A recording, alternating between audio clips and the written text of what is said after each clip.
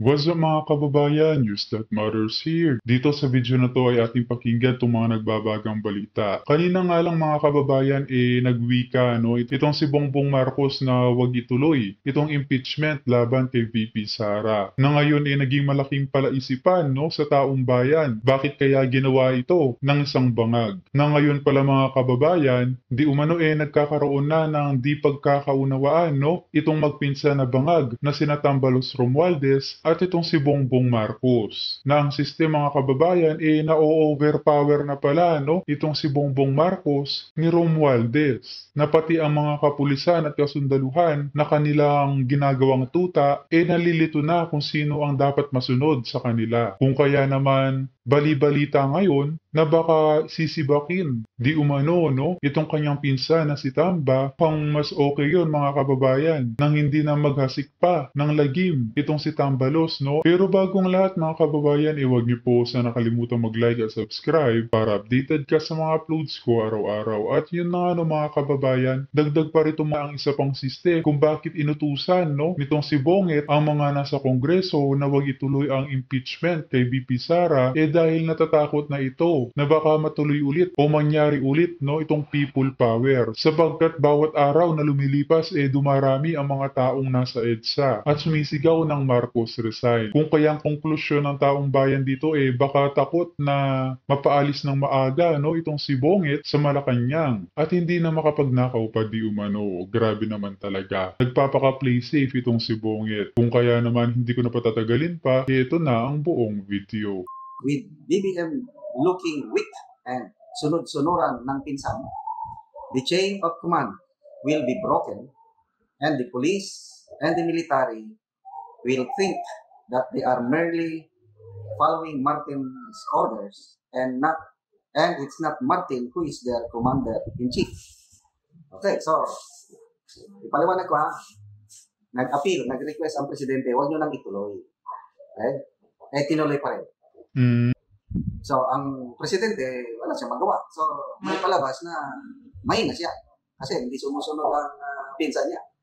So, sabi niya, pag ganitong mangyari, ang militar, ang pulis, medyo maglibog, confused na.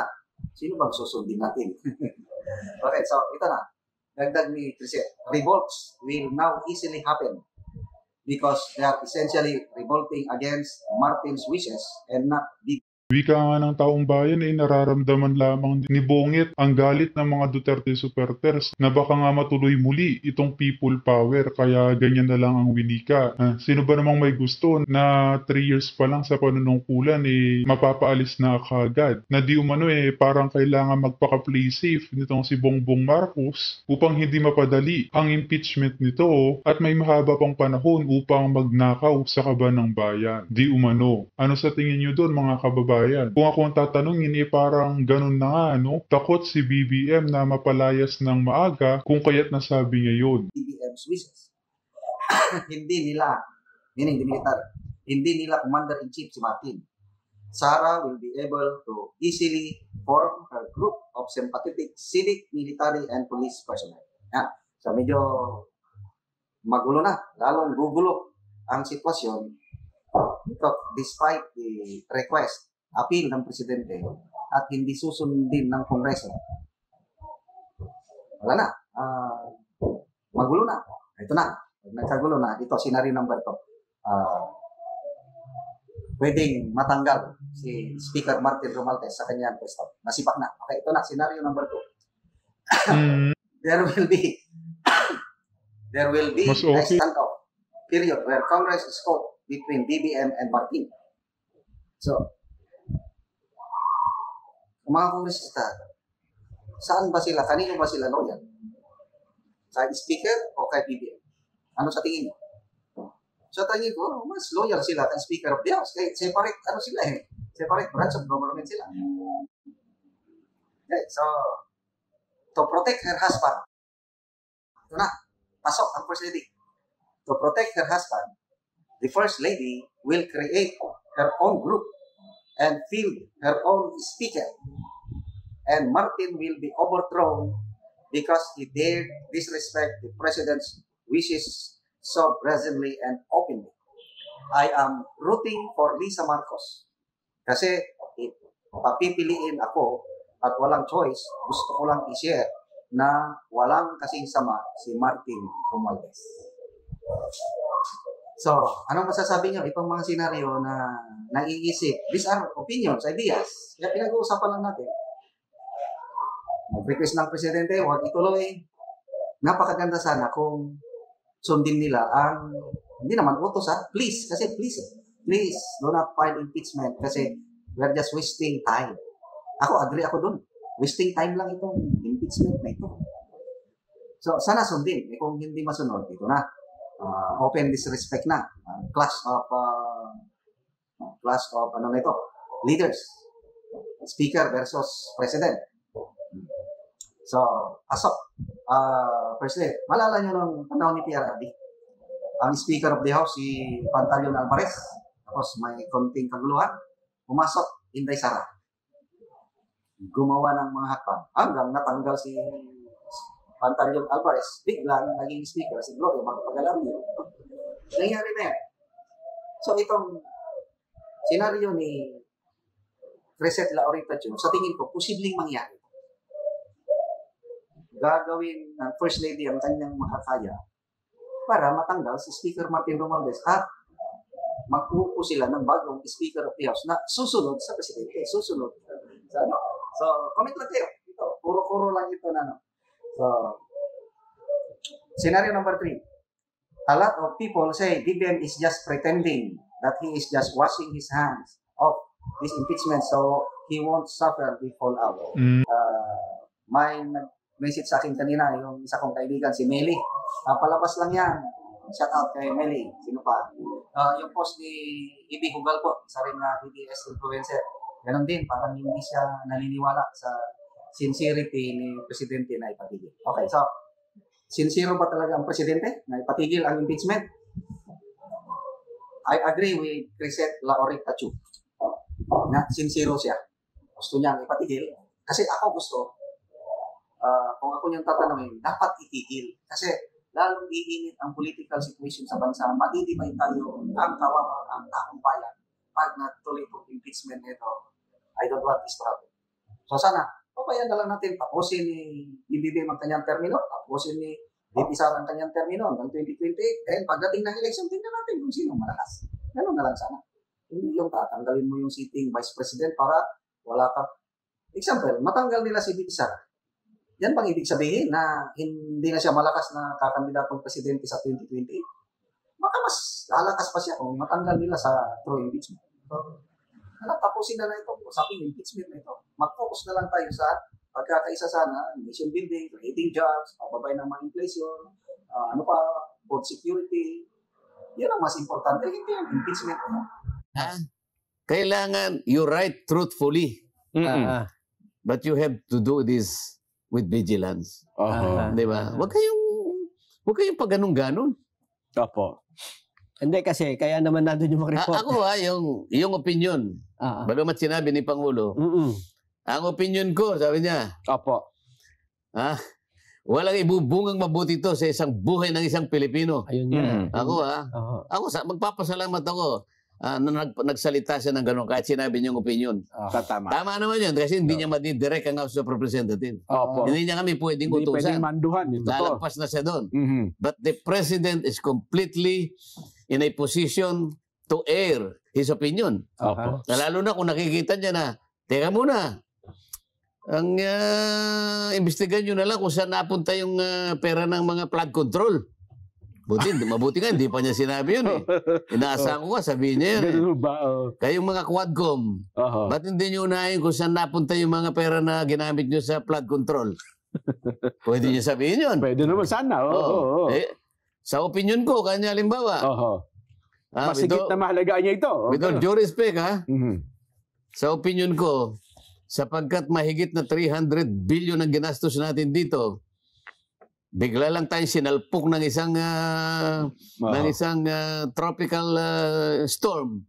Ba't nagkagani-ganito? Di ba mas mabuti na usisayin natin ito? Halimbawa sinabi niya, binanggit niya, itong ginagawa nyo is a tempest in a teacup. Wala kang kakwenta-kwenta itong pinaggagawa ninyo. O, sana marinig ng mga kasama ko yan. Opo. Eh, ako naman kung mukhang Pero hindi niya sa akin sinabi yun, Jen, ha? mukhang hindi. Mukhang sinabi niya doon sa mga nanggugulo sa akin. Oo. Oo. Eh, mukhang ano naman ko, mukhang napakinggan. Strong message ng Pangulo. Hanggang ngayon ko, mukhang wala po nag-hain ng impeachment complaint sa pangalawang Pangulo. Ano ha? Eh, tempest in a teacup nga Opo. dyan eh. Pag hindi nila naintindihan yon, problema na nila yun. Ayan. Baka maghanap ng teacup. Eh, maraming minsan sa kasama niyo kung hindi rin nakakaintindi, no? Ay, nako. Pero anyway, Kong, yung punto na nga, kasi ngayon na nag-iimbestiga ang NBI, di ba, nagsimula na. Ang problema nga lamang po, hindi nakapunta ang pangalawang Pangulo kayo na para magpaliwanag at humingi by December 11 yata. Ano naman ang direksyon nila? Bakit nila aasuntuhin ng Vice President din? Actually, kung hindi pa naman nasunto, kundi ang sinasabi lang ay magpaliwanag, doon nga sa pinasisimulan Saan natin. nga papunta? Bakit kinakailangan gawin mo yun? Siyempre, kaya ginagawa nila ito, may papunta. May kapupuntahan, may direksyon. Proseso ito eh.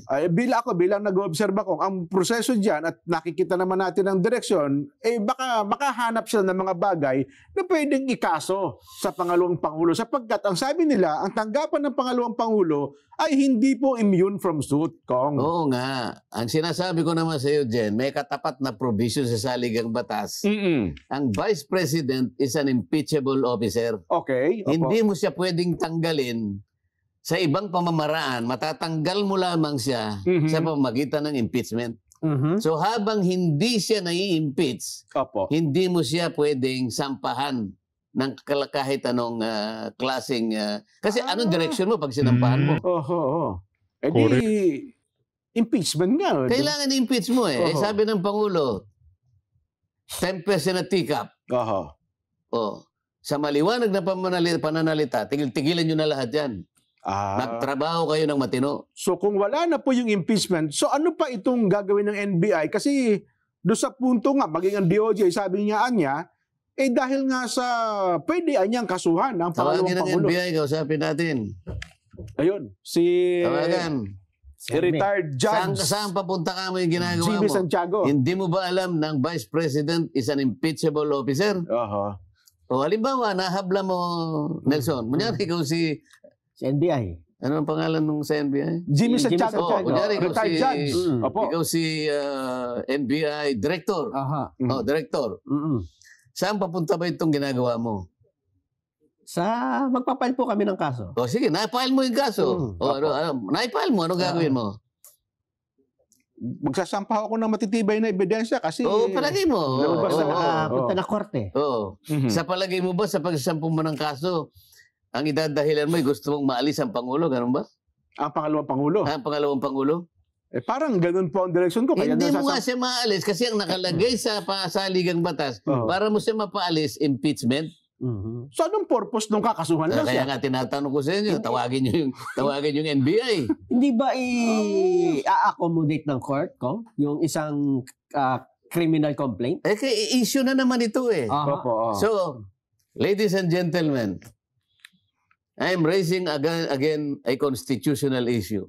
Aha. Okay. Opo. Pwede kang mag-file sa kanya ng criminal action Aha. sa siya impeachable officer. Saan tayo papunta? Magkakapag-file ka lang ng criminal action pag na-impeach na siya. Ganun ho ba? So, Kasi yung Yun ang yung impeachment, yun Opo. bali yung preliminary. Ganun pala yun, no, mga kababayan. Kaya pala atat na atat itong mga bangag na administrasyon, no, na kung hindi ma-impeach ang isang VP Sara Duterte, ipagurgur na lang. Grabe talaga. Alam naman kasi nila na ang mga kasong inihain, no, dito sa ating Vice Presidente, wala namang kapupuntahan. Dahil fabricated lamang o gawa-gawa lamang ng kanilang mga tuta. Investigation. Kasi hindi mo siya pwedeng kasuhan nga eh. Dahil impeachable officer siya eh. Yun ang aking legal opinion. pagkakaintindi niyo po. Yun ang pagkakaintindi ko. Kung hindi siya impeachable official, okay lang. Pwede. Aha. Kaya yun, isa sa alang-alang mo, dahil isa siya sa mga impeachable officers.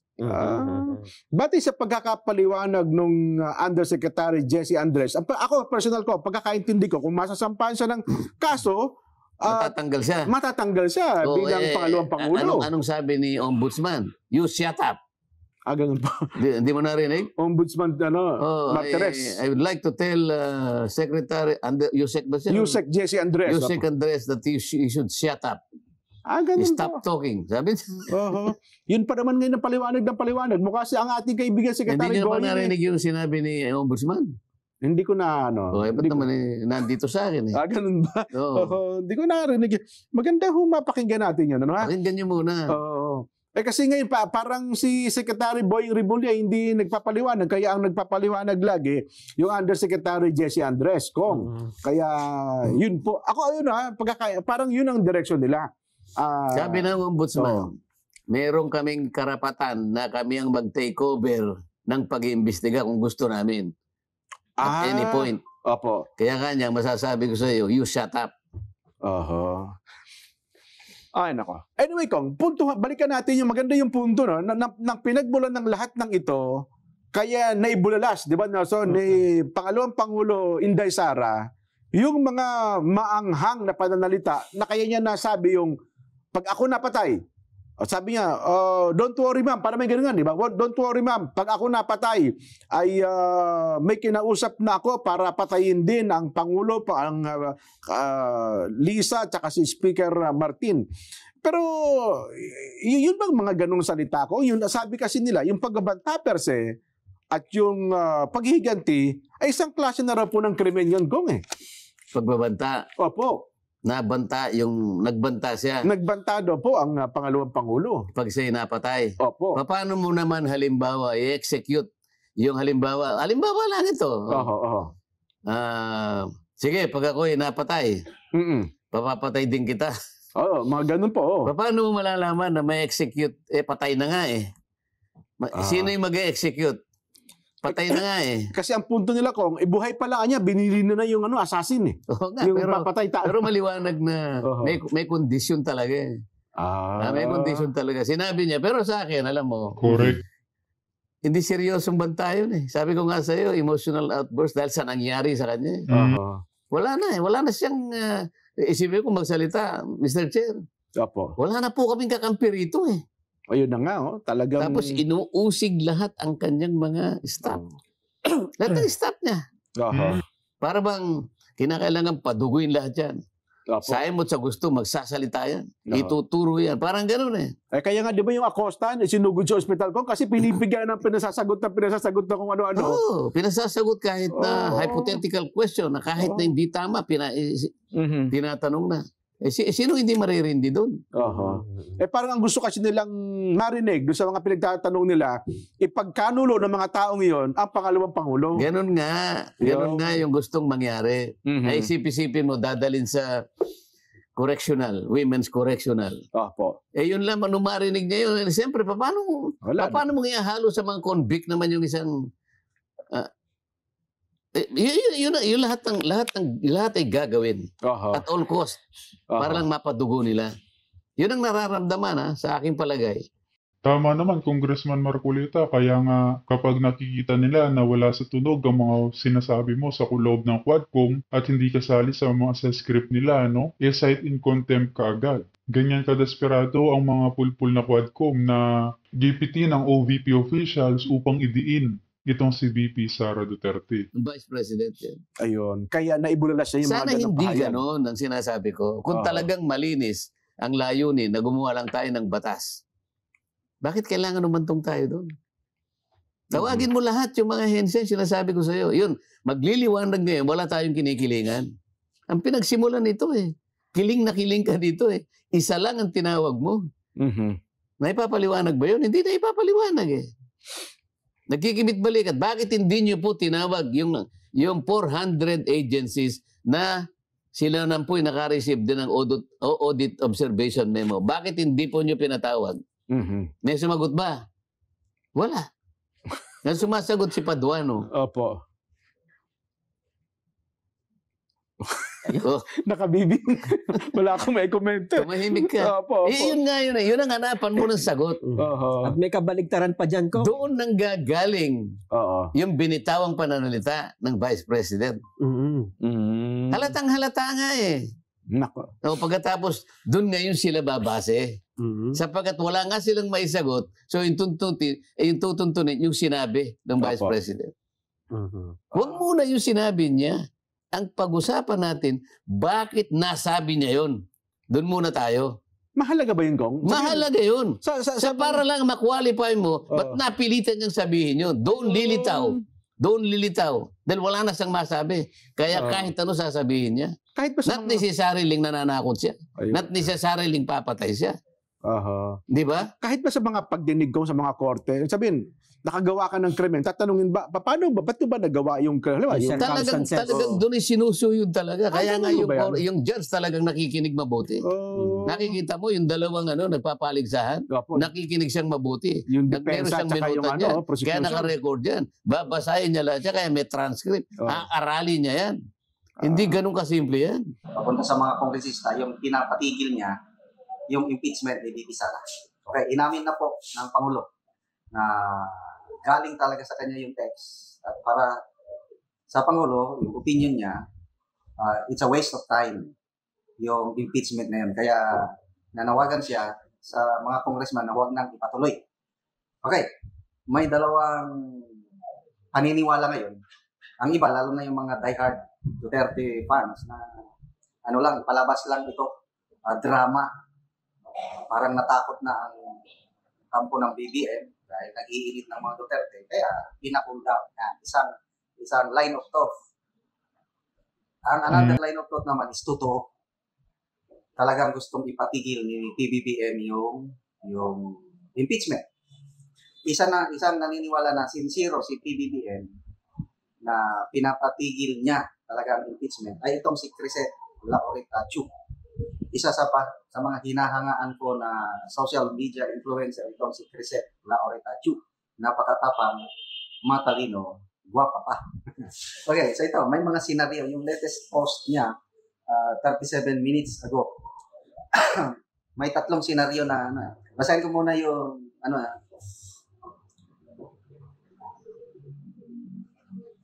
sabi niya, I believe that BBM is sincerely calling for Congress to stop this madness. Madness yung impeachment.